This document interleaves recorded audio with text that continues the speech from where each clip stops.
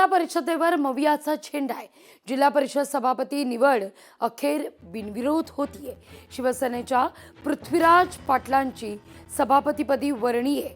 आमदार गोपीचंद पडळकर यांनी पृथ्वीराज पाटील यांच्या कुणबी दाखल्यावर हरकत घेतलेली होती।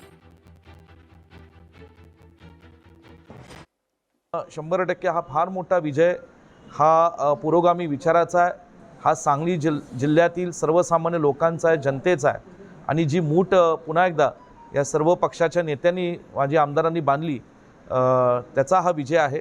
आणि जिल्हा परिषदच्या माध्यमातून जे काय सगळे विभाग आहेत त्यातून अध्यक्ष उपाध्यक्ष सर्व सभापती हे चांगल्या पद्धतीने काम करतील आणि सर्व ज्येष्ठ नेत्यांचं मार्गदर्शन त्यांना राहील।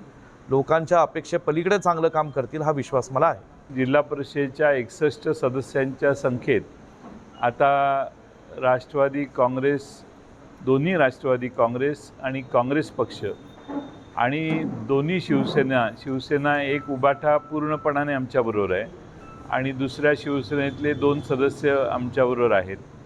त्या सगळ्यांची मिळून आता 37 संख्या झालेली आहे।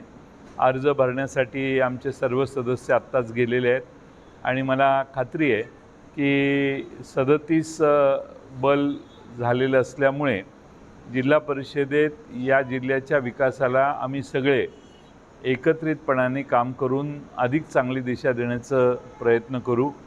एकजिन्सीपणाने जिल्हा परिषद सांगली जिल्ह्याची यापूर्वी चालायची। हातगाईवर कधीही प्रकरण या जिल्हा परिषदेत आलेलं नाही। तोच आदर्श या जिल्ह्याचा आम्ही पुढे नेण्याचं काम करू।